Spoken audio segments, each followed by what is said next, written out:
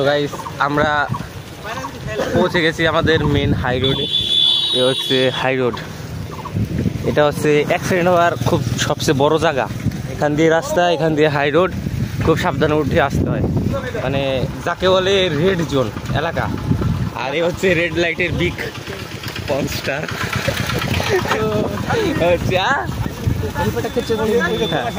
Guys, ওই হচ্ছে কলাখাত। তোমরা কি কলাখাত জীবনে দেখেছো? আশা করি দেখো। আর এ হচ্ছে আমাদের গ্রুপের সবচেয়ে সিনিয়র ব্যক্তি, গণ্যমান্য ব্যক্তি, যার বয়স হাঁটুর নিচে কিন্তু কথা অনেক বড় বড়। শরম পাইছি আমি, এই শরম পাইছি। দেখো আমাদের পুল স্পটে এখনো মানে পুরো সব আসেনি, এখনো মনে হয় কয়জনে যে হাফ এক ভাগ আইছে না, তো গড়াইমারি জাস্ট এক ভাগ এসেছে। আমরা পুরো গড়াইমারি আসলে 20 জন ছাত্র হয়, মানে টোটালি আমরাই থাকি। বাট আজকে কেউ ঘুম থেকে উঠেনি, আমাকে ঘুম থেকে উঠিয়ে নিয়েছে, এরা উঠেছে মানে আমাকে ঘুম থেকে উঠিয়ে পড়তে নিয়ে আসবে, এটা হচ্ছে বড় কথা। তো পড়তে চলে এসেছি এই দেখো সব।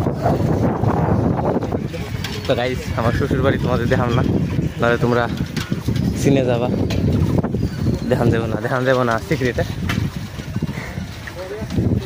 তো গাইস আমরা রাস্তার ধারে পৌঁছে গেছি, আর এই হচ্ছে আমাদের মাস্টারের বাড়ি। আমাকে দেখান যাবো না, নইলে পরবারে দেশ পার ভালো স্টুডেন্ট হয়ে যাবো।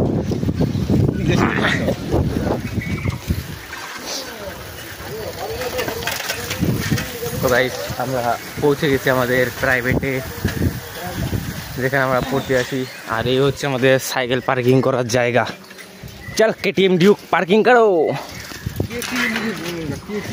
তো গাইস এই হচ্ছে আমাদের সাইকেল পার্কিং করার জায়গা। এক একজনের কাছে আছে কাওয়াসাকি এইচ2। আর তোমার বাইকের নাম কি? Continental GT 650। ওয়াও, তোমার বাইকের নাম কি? তোমার বাইকের নাম কি? Super Splendor hero. তো গাইস টাটা।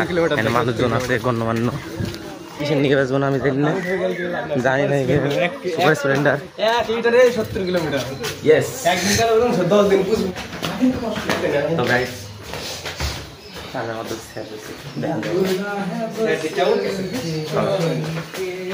সমুদ্র পার করে অতিক্রম করে অনেক কষ্ট সাধনের পর পৌঁছে এসেছি আমরা। পড়াশোনা করে যে গাড়ি ঘোড়া চড়েছে, পুরোর পোলা বাল হালাবে না। আমি পারবো না, সাইড যা যা।